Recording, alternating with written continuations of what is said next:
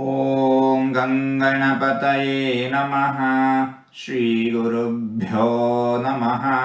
ಹರಿ ಓಂ. ನಮಸ್ಕಾರ. ಓಂ ವಿಜ್ವಲಾಯ ನಮಃ.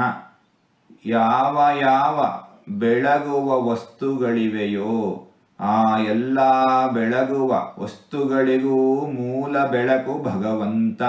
ಸೂರ್ಯನಲ್ಲಿರುವ ಬೆಳಕು ಭಗವಂತನದ್ದು, ಅಗ್ನಿಯಲ್ಲಿರುವ ತೇಜಸ್ಸು ಭಗವಂತನದ್ದು, ಚಂದ್ರನಲ್ಲಿರುವ ಬೆಳಕು ಭಗವಂತನದ್ದು.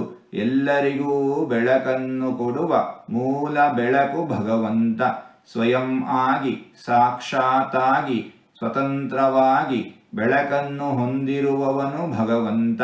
ಪ್ರಕಾಶ ರೂಪನು ಭಗವಂತ. ಇಂತಹ ಭಗವಂತನನ್ನು ವಿಜ್ವಲಾಯ ನಮಃ ಎಂಬುದಾಗಿ ವಿದ್ವಾಂಸರು ವರ್ಣಿಸುತ್ತಾ ಇದ್ದಾರೆ.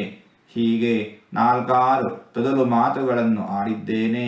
ಇದರಲ್ಲಿ ಏನಾದರೂ ತಪ್ಪುಗಳು ಇದ್ದರೆ ಆ ತಪ್ಪುಗಳನ್ನು ಬಿಟ್ಟು ಒಳ್ಳೆಯದು ಅಂತ ಏನಾದರೂ ಇದ್ದರೆ ಆ ಒಳ್ಳೆಯದನ್ನು ಮಾತ್ರ ಸ್ವೀಕರಿಸಬೇಕು ಅಂತ ಹೇಳಿ ಪ್ರಾರ್ಥನೆ.